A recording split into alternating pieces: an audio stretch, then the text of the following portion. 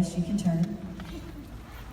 2 Corinthians chapter 9, it says this, "Now he that ministereth seed to the sower, both minister bread for your food, and multiply your seed sown, and increase the fruits of your righteousness." Now, my favorite words in those verses are words like multiply and increase. Don't you love those words?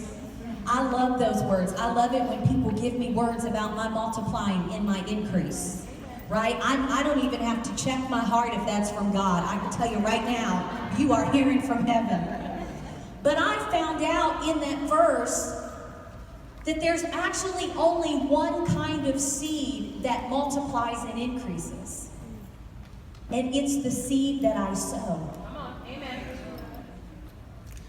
And so when I take money that has a destiny attached to it, and I listen to the Spirit of God, and He says, "Jen, I want you to take this amount of money, that's a seed, and I want you to sow it." He's trying to get my finances to its destiny.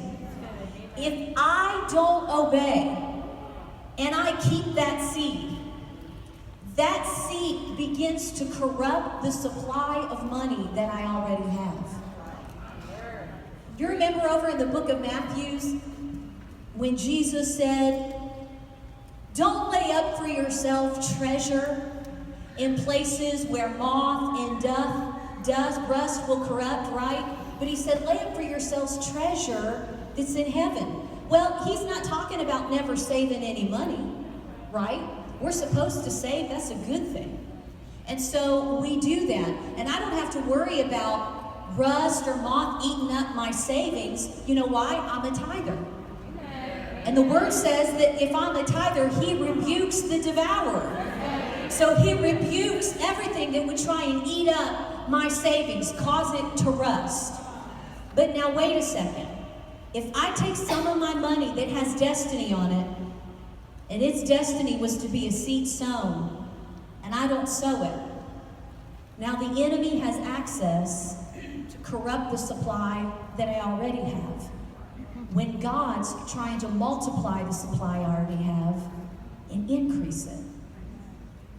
You know, one day I realized that every time the devil was trying to talk me out of giving, he never says things to me like, "Oh, Jen, God doesn't need your money. God's got plenty of money. God's got millionaires in the earth somewhere. He can use their money. He doesn't need yours." I don't know, maybe he says that. He doesn't ever say that stuff to me. You know what stuff he says to me? "You can't afford to give that. If you give that, you won't have enough." Now, does he tell the same things to you, or is it just me he uses that line on?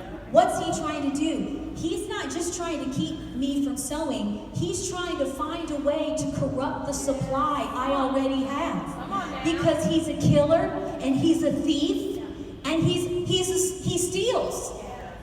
So where God's trying to take the seed, He's speaking to your heart right now saying, "Now this part has destiny on it, and I'm trying to use this part to increase you and multiply you."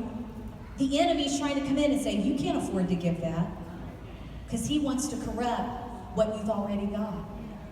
And I don't know about you, but I absolutely refuse to give the devil one place in my life, in my finances, when God's trying to increase me. Amen?